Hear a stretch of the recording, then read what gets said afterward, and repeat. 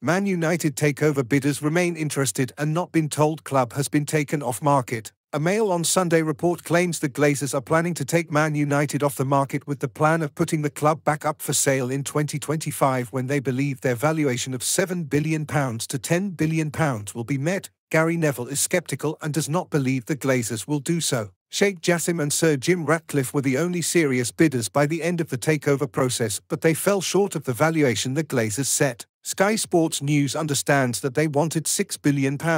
There has always been a strong possibility that the Glazers will not sell, having never officially put the club up for sale. US hedge fund Elliott Management were also sniffing around, offering investment into the club which could have allowed the Glazers to remain as majority shareholders. A record-breaking summer transfer window is officially done and dusted, but the drama is set to continue for another week. A whopping £2.36 billion was spent in the Premier League during the summer window, with the likes of Arsenal, Chelsea, Manchester City and Manchester United all splashing the cash to revamp their teams. Elsewhere, Jadon Sancho could come into the fold after publicly hitting out at Erik ten Hag following Sunday's defeat at Arsenal, whilst speculation over the Glazers' intention, or lack of, to sell the club continues to rumble on. We have all the ongoing news and reaction as the drama continues down below. Piers Morgan has urged Jadon Sancho to spill the beans on his uncensored talk show after the Manchester United forward took aim at Erik ten Hag on social media. Sancho, 23, was left out of the United squad that lost 3-1 to Arsenal at the Emirates on Sunday,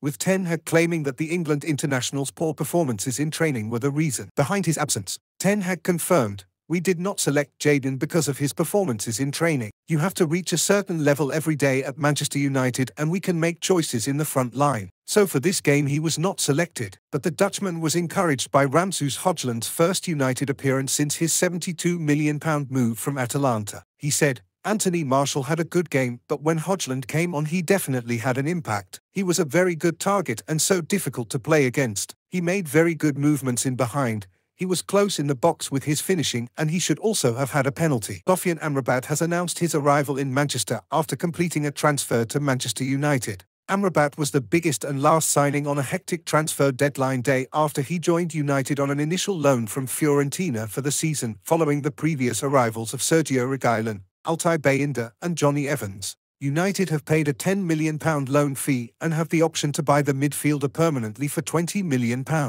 Erik ten Hag has been keen to add an additional defensive midfielder to his squad all summer, and Amrabat has been at the top of his wish list. The pair worked together during the manager's time at Utrecht.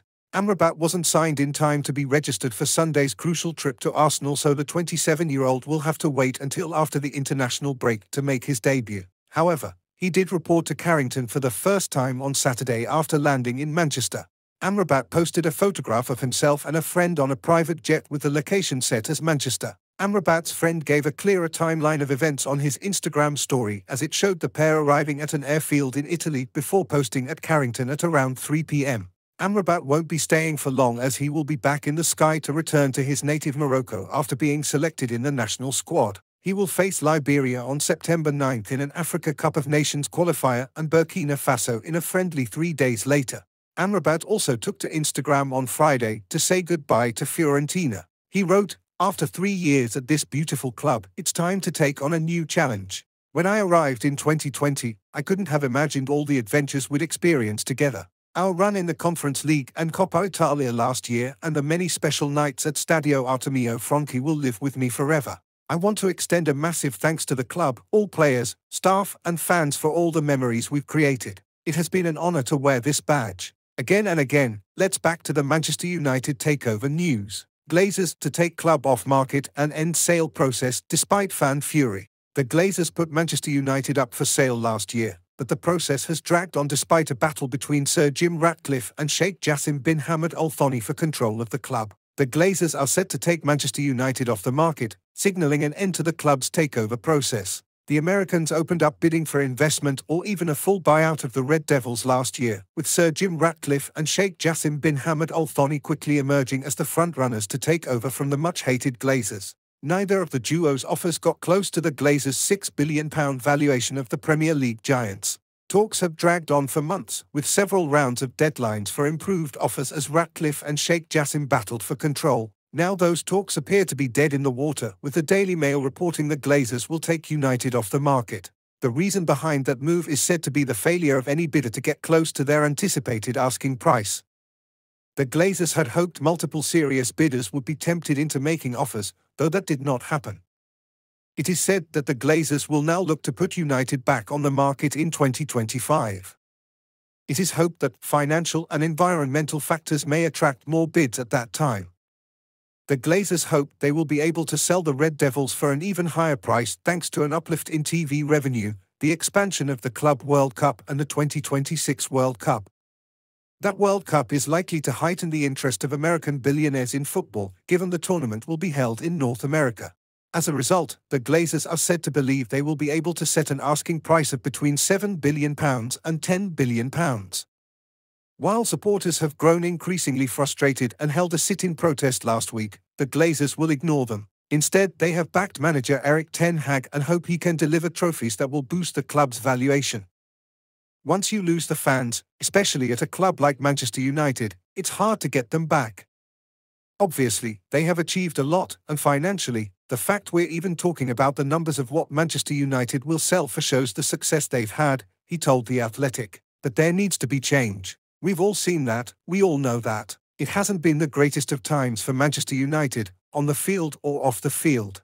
Off the field, as a fan and ex-player, I just want the takeover resolved. There has to be a decision. Whoever is running your club, you want them to be passionate, be involved, make the right decisions, bring in the right players and invest in the club. Because the club does need investment, whether it's the training facility, stadium, on the field. These kinds of big things need to be made and changes do need to happen. Earlier summer signing Rasmus Højlund is in the squad to take on Arsenal on Sunday after recovering from a back injury he arrived with. The summer transfer window has closed after a record-breaking summer of spendings, with Manchester United and other Premier League clubs, all making signings right up until Friday's 11 p.m. deadline. Well, it promised to be a chaotic final day of the summer transfer window, and so it proved. Despite the 11 p.m. deadline, it was gone 12:20 p.m. when the final Premier League move of the window was made. The London club were permitted to complete the move after submitting the necessary paperwork before midnight. That capped a record-breaking summer transfer window,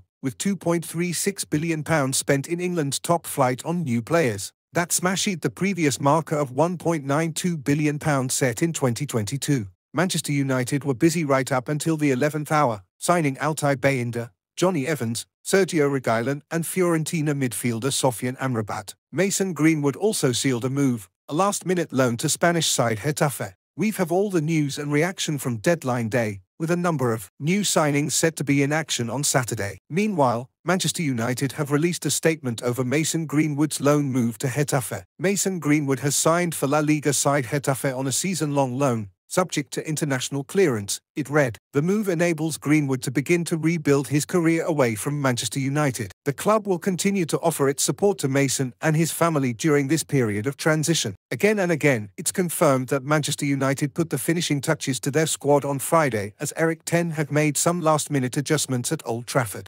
Altay Bayındır's £4.3 million move from Fenerbahce was finally confirmed, while both Sergio Reguilón and Sofian Amrabat joined on loan. United also boosted their defensive ranks as Johnny Evans signed a one-year deal. United had been keen on another midfielder all summer, finally agreeing a deal for Amrabat after thrashing out the terms of a loan fee. Ten Hag had been working under strict financial constraints and needed to offload some fringe players in order to raise funds. Those who have left brought in decent money, although the Dutchman may have wanted to see a few more leave. Elsewhere in the Premier League, those competing for the title and top four spent vast sums of money as they aimed to catch Manchester City. The £100 million barrier was smashed by Arsenal and Chelsea, while Liverpool, Tottenham and Newcastle United all invested heavily. A goalkeeper, a midfielder and a striker was Erik ten Hag's priorities heading into the summer window, but injuries early on in the season mean United are in need of further reinforcements. Amrabat said, "It is a huge honour to become a Manchester United player. I've had to be patient for this moment, but I'm someone who always listens to my heart and now I am representing the club of my dreams. There are some transfers we announced but goes wrong like Marc Cucurella, Marcos Alonso and Rico Henry but had all been linked with a move,